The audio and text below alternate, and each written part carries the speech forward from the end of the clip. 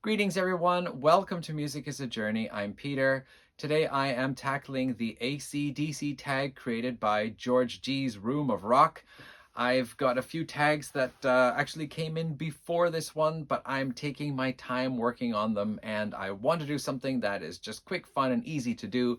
And AC/DC is just that for me. So I will start off here with prompt number one. It's a long way to the top. What's the first song or album you heard from the band? Okay, I've got all 12 of, actually not 12, it's 13. I got all my AC/DC albums here. So the very first one I remember, this goes way back to when I was first getting interested in rock music, and my friends across the street, they had this album. And we loved listening to For Those About to Rock, We Salute You, the title track from this album, because it had cannon fire in it. I mean, you're talking about, I was, like 11 years old? This is 1981. So probably I heard this when I was around 11, which would have been 82. And for someone who had just come through a stage of enjoying reading Sergeant Rock comics, war comics, and playing with tanks and stuff, getting into rock music where we had something with cannons firing, I mean, this was just the thing. So that song has just remained an anthem of my early days getting into rock music. Let There Be Rock number 2. Which producer do you feel did the band justice in the studio? My AC/DC collection now basically goes from the international releases of High Voltage and Dirty Deeds Done Dirt Cheap up until Flick of the Switch, and then I have Razor's Edge, Black Ice, and this one here, which is still in the shrink wrap because I just brought it home today. I haven't had a chance to open it and do anything with it yet. I more or less like the sound of all of the albums, but the albums that I listen to the most would be the international editions of High Voltage and Dirty Deeds Done Dirt Cheap. I just really love that raw mid-70s rock sound best, and that will be credited to older brother George Young, older brother to, of course, Malcolm and Angus. Everybody knows that. And was it Harry Vanda? So Harry Vanda and George Young are responsible for the production on those early couple albums there. Number 3, Livewire. How many times have you seen the band? Which was your favorite, etc., etc.? Doesn't matter. I've never seen AC/DC live. They were my first favorite band, the first rock band that I said, this is the band that I like. Still listen to them. Still go back every year and listen to some select songs, if not whole albums, but I have never seen the band live. I'm not such a huge concert-going person. In the 1980s, when I was a teen, I probably saw 6 or 7 concerts and haven't seen all that many more since then. So prompt number 4 is called Love Hungry Man. What song do you think is their best love song? And as we know, AC/DC are not known for doing love songs or ballads. Any song that they sing about love in usually is the very physical aspect of love. But there is a song here on this one. It is called Little Lover. And it doesn't hint at anything going on physically. There's particularly what I like is the lines where he sings, "You had my picture on your bedroom wall next to Gary Glitter," which at that time probably had meaning. These days, you wouldn't want your picture on the wall next to Gary Glitter. But back in those days, it was probably still all right. I was standing on the stage playing rock and roll. I was a guitar picker. Never had a record, never had a hit. Ooh, baby, you didn't mind a bit. So this, I don't know if this is actually sung like Bon Scott is singing to his first wife, or the song was actually not written by him. Maybe it was written by Malcolm or someone. But in any case, it shows like this woman accepts him for who he is without being a hit rock and roller, not a big star or anything like that. She just loves him for who he is. And he really appreciates that. So I guess, yeah, you'd call that a love song. Anyway, Little Lover for number 4. Number 5, Have a Drink on Me. Best AC/DC album to play at a party. I think probably just one of the easiest ones. I can dig it out here. I think I should do this. I should edit. But anyway, here we go. I think this is a great one to play at a party because right off the bat, you start with Highway to Hell, which is a song everybody knows and everybody gets excited about and jumps around with. And, you know, next song is Girls Got Rhythm. So that's a really good, bouncy, fun song. And just overall, this whole album is just a fun, great rock and roll album. I don't think they really slow down until you get to Night Prowler, which is the last track. Otherwise, yeah, this is pretty much just a fun rockin' album with a great sound. And it's good too. I think this is where they started. Was this where Martin Birch came in? Maybe, I don't remember, but I remember reading that this is where they started like focusing on really emphasizing the gang vocals and the background type of thing. The backing vocals is gang vocal style. So yeah, it's not in there straight. A nice picture on the inside there. So yeah, I think Highway to Hell is a great album to play at a party. Let's see. Have a prompt number 6. Put the finger on you. Who do you think was the best replacement in the band? Well, I think that is quite easy. Dave Evans. Dave Evans, the original vocalist, was replaced by Bon Scott. There is at least one video, there might be more, on YouTube of AC/DC performing back around 1974. I think one of them is Can I Sit Next to You Girl with Dave Evans on lead vocals. And yeah, he's a fine vocalist, nothing wrong with him. For a 70s rock band, he's doing great. But Bon Scott just has a character of his own. His timbre, the quality of his voice, nobody else has that I've heard. And just his approach, his way of singing the lyrics, he always sounds to me like that dangerous guy who's gonna cause trouble. Could be a fight, could be drinking too much. Certainly it's gonna be flirting around with all the women, fooling around with all the women. But you know, you could be on his side. He could be that older friend of yours who's going out there, doing all that stuff. And yet somehow, you know, he's still going to treat you cool. I always had that feeling about Bon Scott. So yeah. Anyway, for Bon Scott taking over for Dave Evans. Great stuff there. What's up next? Mistress for Christmas. Favorite item, figures, or box set you own, etc. And I don't have anything like that. I think I wouldn't mind an Angus Young bobblehead or something like that, or maybe a very like realistic looking figure of Angus Young, you know, with his guitar and stuff, but I don't have anything for that one. Number 8 is Mean Streak. What do you think was the lowest point in their career? So for me, as a fan who bought their albums in the early 80s, I went up to Fly on the Wall. I had just about everything then, from the international release of High Voltage up to Fly on the Wall. Fly on the Wall, I liked some songs, but I wasn't as thrilled about the album as the previous ones. And then Blow Up Your Video came out, and I liked one song. And after that, I didn't buy any more AC/DC albums until many years later, when I walked into a record store, a CD store in Tokyo, and I saw this. Oh, a new AC/DC album. I wonder what they've been doing all these years since Blow Up Your Video. And they had these little listening stations so you could, you know, listen to what the CD sounded like. And I heard the first track. I thought, that sounds pretty good. And then I skipped around, listened to a couple of more tracks, and I bought the album then and there on the spot in the store. What are we talking about? Oh, the band's lowest point in their career. And I think George G also mentioned in his video about when they got Axl Rose to sing lead vocals. I really don't know the details about that. I just heard about it and I thought, oh my gosh, I would not want to see that or hear that anyway. But I don't know the details. Let's see here. Hell's Bells, what song of theirs would you like played at your funeral?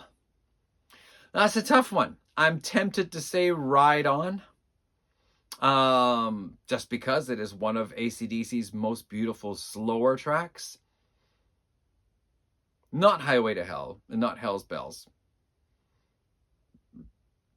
Maybe actually For Those About to Rock. I think George G said that. I think he picked For Those About to Rock. I would probably pick For Those About to Rock because it would be nice to go out with the 21 gun salute. And I think I actually counted the cannon fire in the song not that long ago. I think there are only 17. Anyway. Snowballed, what other band captured that AC/DC sound best? And yeah, as soon as I heard George read that question, I thought, well, it's obviously Crocus, because I remember hearing Tonight Long Stick Goes Boom on the radio, and I thought, oh, a new AC/DC song that I haven't heard. And then it turned out it wasn't AC/DC. I have Headhunter, which is the same album that George G showed, and I have The Blitz, and I'm interested in a couple of other Crocus albums from before Headhunter, but I don't have any of them. So anyway, that is the closest. I've never heard any other band get that close. I've heard bands play a hard rock style, but I think also like AC/DC, just the vocal sound, the guitar sound, the overall songs, yeah, Crocus did that the closest. And as it was, I remember reading that Crocus were actually a prog rock band at first. Their first 2 albums released in Switzerland in 75 or 76 were really prog rock. Then they heard AC/DC and decided, we want to do that. And so they switched lead vocalists and got, what's his name? Mark Stork. I don't know how to pronounce his last name exactly, but they got him in, and he does a really good AC/DC style vocal. So that's that. Brain Shake, not Brian Shake. Brain Shake, who do you think could hypothetically replace Brian Johnson? I would have said Dan McCafferty of Nazareth, but he's not with us anymore. There's a band called La Chinga. They are a hard rock band out of Vancouver. They really capture that 70s hard rock vibe with modern recording style. And the lead singer, he goes by the name of Carl Spackler, which is kind of a joke because Carl Spackler was a character from Caddyshack, one of those, Chevy Chase comedy movies from the late 70s. I think his real name was Chris Hayes. I might have heard that once. I think I mentioned them in a video I did about them. But anyway, yeah, he's got a great hard rock voice, so he could do it, but he wouldn't be replacing Brian Johnson, like sounding similar to him. He would be bringing in his vocal style, which I think is good enough, certainly, to do AC/DC style rock. For those about to rock, favorite deep track from one of their albums. So one of the songs I've always liked is What's Next to the Moon. Yeah, it's here from Powerage.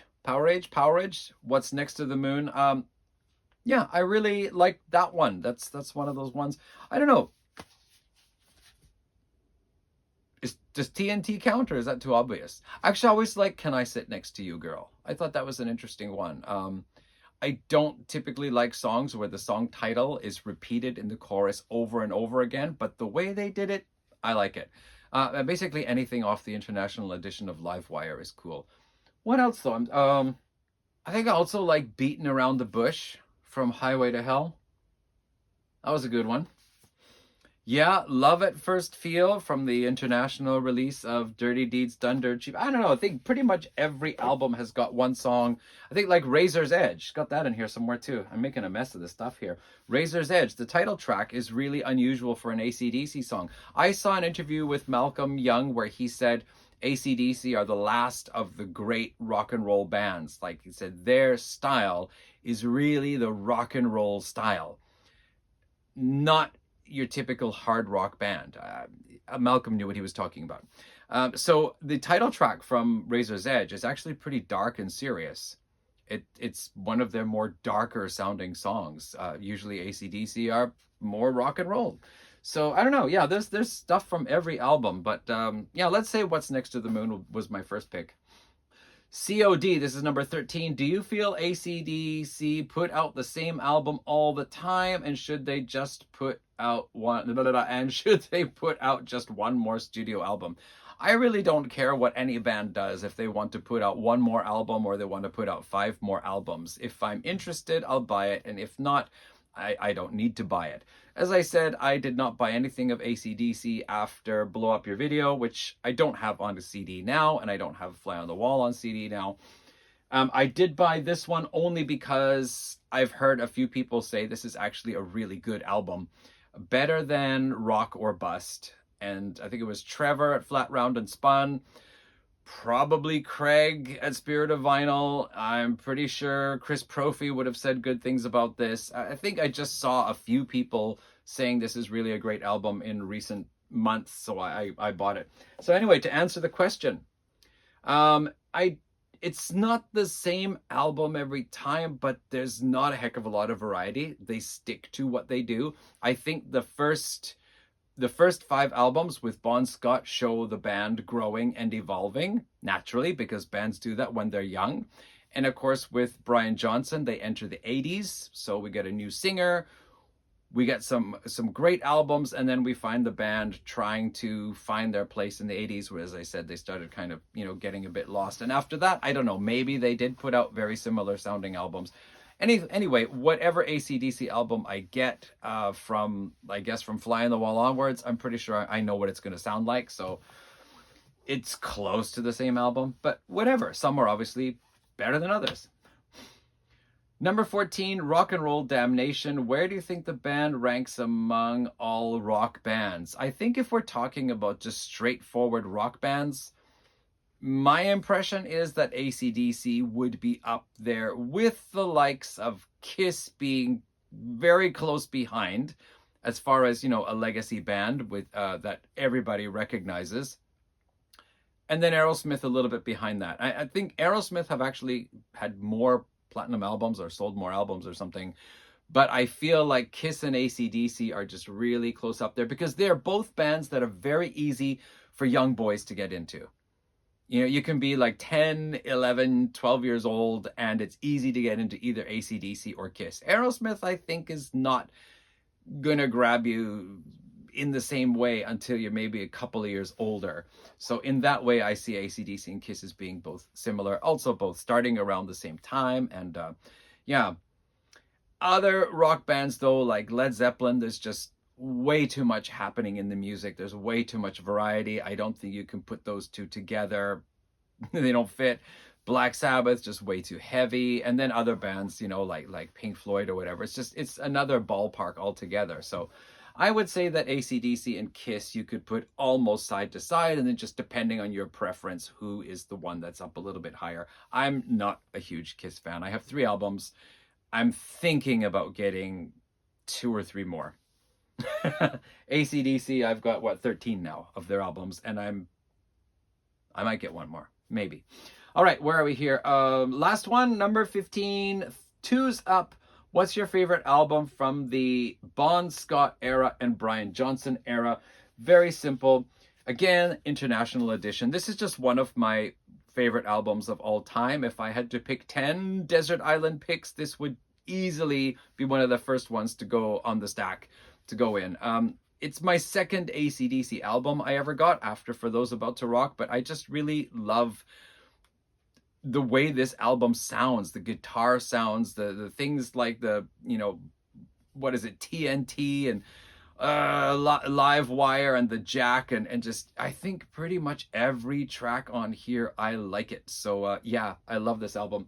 And my favorite from Brian Johnson is actually honestly going to be this one. I thought I got all these ones here with this Digipack thing. I thought I had that for this one too. Why don't I? I'm pretty sure I rebought this.